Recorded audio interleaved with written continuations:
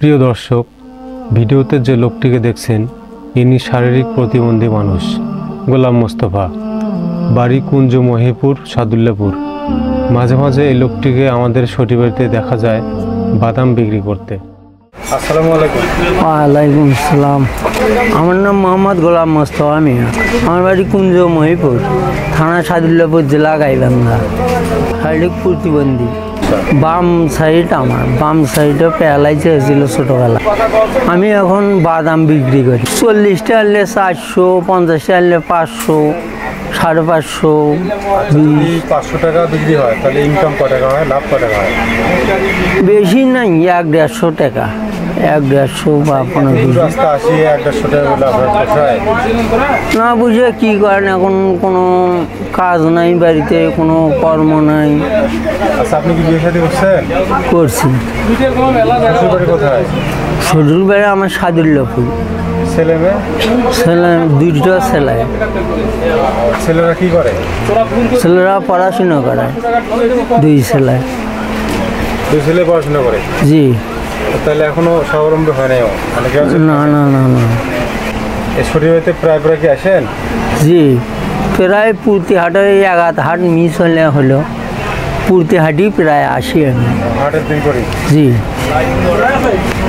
তাহলে এখানে কি কি মাল এগুলো ভাষণ তো দেখি। দানা বাদাম আছে, বুট আছে, আর শাল বাদাম আছে। হয় সমস্যা হয়, এখন আল্লাহ দিছে রোগ, এটা এখন আমি কি করার আছে। হাঁটতে কি কখনো পড়ে যান? পরেও যাই মাঝে মধ্যে, এমন ব্যাকওয়ার্ড জায়গা হলে পরেও যাই। এই মালগুলো বিক্রি হলে এখন বাড়ি চলে যাবেন না? জি। আজকের মতো আর পারবো না? না, আজকের মতো আর পারবো না। আচ্ছা, বেশি চলাফেরা করলে সমস্যা হয় না? জি। আচ্ছা, মানে স্থানীয় চেয়ারম্যান মেম্বারের পক্ষ থেকে কোনো সহযোগিতা আসে না? না, তারা বলে তোমার প্রতিবন্ধী কার্ড আছে, তোমার আর কি করবো আমরা উপকার। হয়তো একদিন চেয়ারম্যানের বেটার সাথে ইয়া করলে হয়তো একদিন 5-10 চাউল নেই দেয় কোনো দিন। বাপ মা বাসি আছে এখনো? জি, আছে।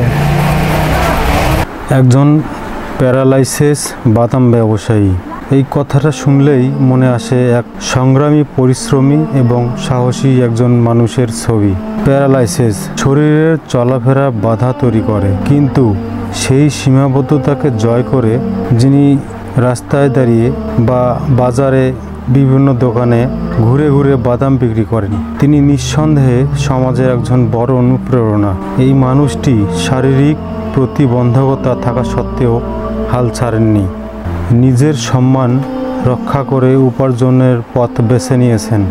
দয়ার পাত্র না হয়ে আত্মনির্ভর হয়েছেন, যা সত্যিই প্রশংসনীয়। অসহায় নয়, সাহসী একজন মানুষ, যিনি সমাজের অনেক সুস্থ মানুষের চেয়েও শক্তিশালী মানসিকতা রাখেন। তার বাদামে শুধু পুষ্টিই নয়, লুকিয়ে থাকে এক আত্মসম্মানবোধ ও পরিশ্রমের গল্প। এমন মানুষের প্রতি আমাদের সহানুভূতির চেয়ে সম্মান দেখানো উচিত। তারা প্রমাণ করেন মানুষের শক্তি শরীরে নয়, মনের মধ্যে। অনেক সুস্থ মানুষ যেখানে অল্প বাধায় হাল ছেড়ে দেয়। তিনি জীবনযুদ্ধে লড়াই করছেন, কারো কাছে হাত না পেতে নিজের হাতে উপার্জন করছেন। এটা সমাজের জন্য এক বড় বার্তা। আমরা যদি তার কাছ থেকে কিছু কিনি, সেটা দান নয়, একটি শ্রমের মূল্য দেওয়া। করুণা বা মায়া নয়, তাকে একজন স্বাভাবিক পরিশ্রমী মানুষের মতো সম্মান দেওয়া উচিত। এই মানুষটি সমাজে সেই দৃষ্টান্ত স্থাপন করেন যেখানে ক্ষমতা শুধু শারীরিক নয়, মানসিক। তার জীবন বলছে, আমি ভাঙিনি, আমি থামিনি, আমি চলেছি, কারণ আমি মানুষ।